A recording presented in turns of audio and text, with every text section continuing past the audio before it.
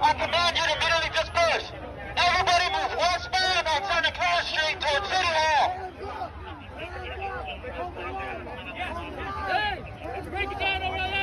Hey, this is funny to them. There were countless examples of police using excessive force against peaceful protesters over the weekend. In fact, most of the protests, in fact, all of the protests started out peacefully and unfortunately began to unravel as soon as an influx of police presence was shown. And that cop that you just saw was from San Jose. And as you can see from the video, he seemed incredibly eager to use his weapons. But there were far more horrific videos floating around the internet over the weekend, including one video featuring two NYPD SUVs running over a group of protesters in Brooklyn. I want to warn you guys that this video is difficult to watch. It's incredibly graphic, but this is what some protesters were met with over the weekend.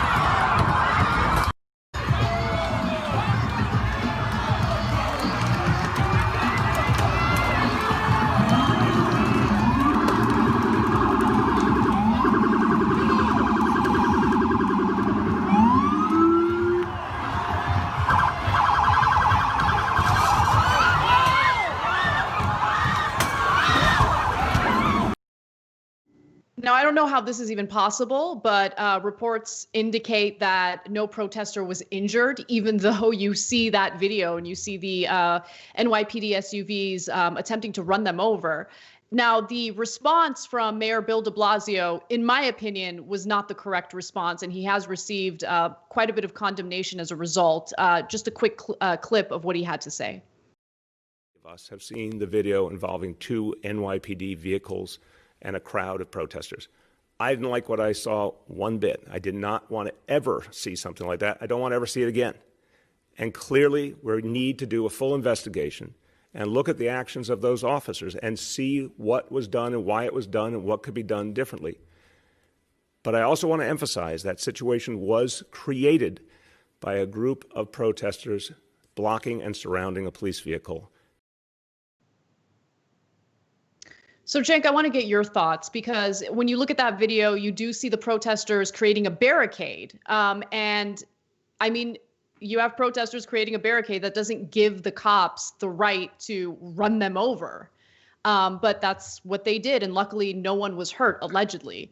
But I wanted to get your thoughts. Yeah, so that was Bill de Blasio actually fixing the original statements. The original statement was worse, seemed to justify the cops much more thoroughly. That's him walking it back to some degree. And look, I think there are some easy answers and then the difficult answers. The easy answers are don't run over protesters with your car. That's obvious. Police have called cars deadly weapons in the past when they're charging civilians. They will charge them with murder for that. So the same rules should apply to the police, and they should be extraordinarily careful, and they are not. And certainly we're not in that video. Also, don't surround police cars and throw things at them. You know, it's easy for folks to say, oh, Cenk, we should do that. Okay, but at some point, the cops are going to get out, and then we're going to have more violence. So it's a mess right now. What I don't know, and what no one has clarified in either camp, is what are the police supposed to do in a situation like that? I think they're in a difficult position. I know what not to do, which is run over the protesters. But honestly, they're going to have trouble, getting that situation under control. So my best guess, and I'm not, ranked in any police department, is, and hence I have not gone through all their procedures, obviously. But my guess is you call for backup, and you remain as calm and patient as you possibly can and move people back in an orderly way. So we've got to all keep our nerves about us and not lose our cool.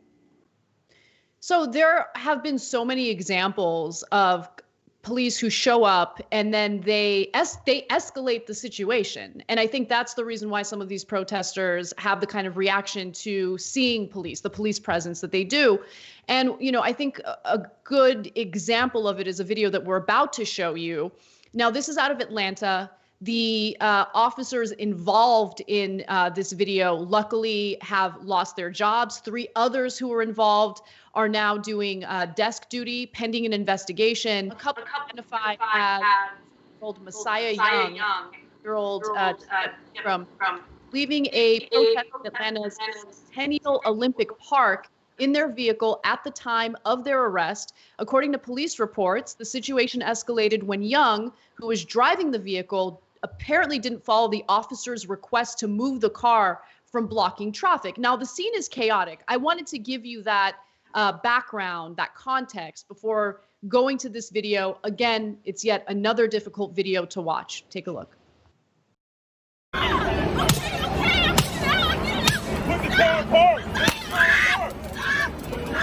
Guys, come to our shot, come to our shot, come to our shot. Watch your back hand. Come to our shot.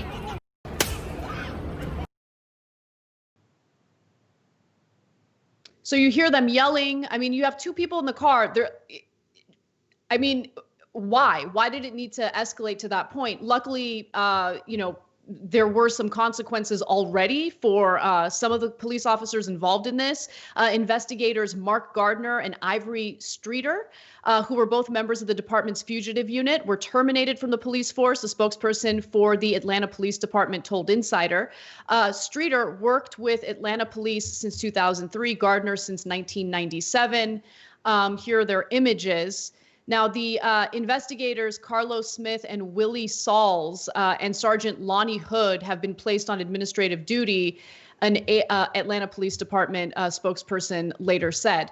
So that incident is being investigated, but just meeting protesters with that type of force, with that type of brutality doesn't make sense because it's going to further escalate the situation. And that's what we've seen over and over and over again over the weekend. So there's yet another example. Let me give you one more, Cenk. So there's also video of the National Guard and Minneapolis police basically shooting people on their private property, on their porches, as they were basically riding through residential areas. So what they're using here are paint canisters, or what they're shooting are paint canisters. This was a video that went viral on Twitter over the weekend. Let's take a quick look at that. This. They just keep coming. Oh, go inside! Get inside! Get inside! Get inside! Get in your house now! Let's go! Light him up! Go inside now! Get in the house!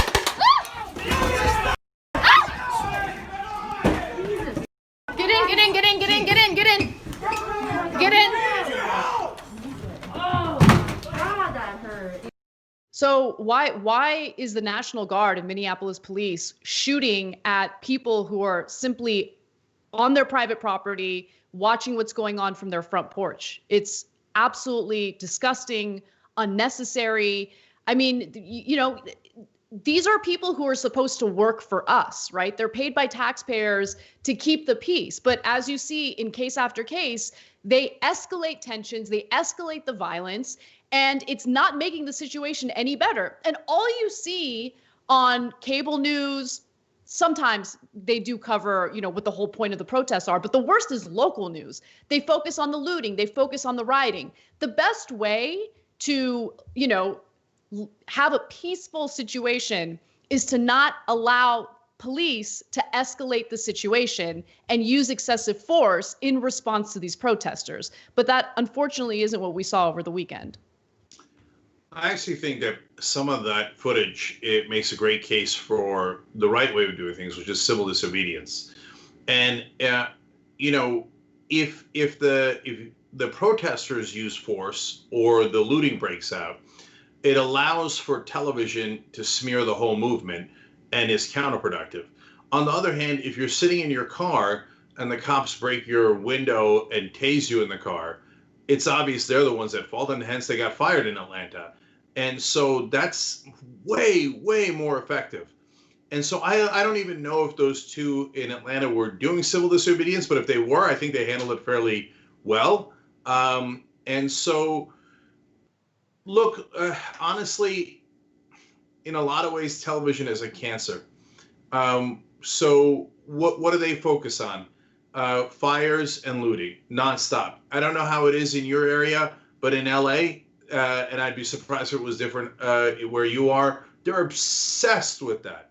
And so almost no context at all as to why the protests are happening. Yes, everybody knows George Floyd was killed, but they don't talk about the dozens of African-American men who were killed unarmed.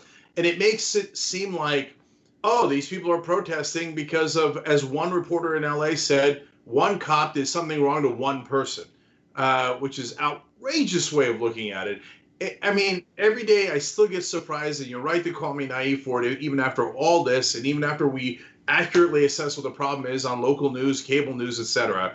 But I am still stunned by how shallow the news reporters are. They have to talk without a prompter. They're toast. They don't know anything. I don't know that 3 local news reporters in the country could tell you who Tamir Rice is. I mean, they give no context at all. So what do? They do riot porn, looting porn, fire porn. And so when they do that, it not only then doesn't explain why there's such anger and justifiable frustration, but it makes it seem like, oh, they're doing this for fun and to steal stuff and to burn things down. And man, for the protesters, that's counterproductive.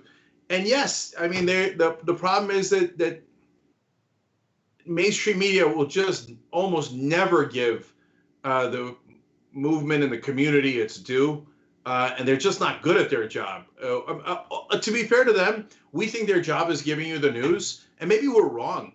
And maybe their job is to enforce compliance and complacency and get you to buy the junk during the commercial breaks. So I mean, their objective is entertainment. There's no question about it. It's the whole "if it bleeds, it leads" mentality. Anything that's sensationalistic, anything. I mean, I was watching local news, like a local Fox affiliate last night, and the only thing that they were willing to cut away from looting coverage was a high-speed chase, right? It's all of the, nonsensical, unimportant, sensationalistic stuff. And look, this is the kind of stuff that I think they need to talk about. There's one more video I want to show you, and it features a child in Seattle who was pepper sprayed by cops. Take a look.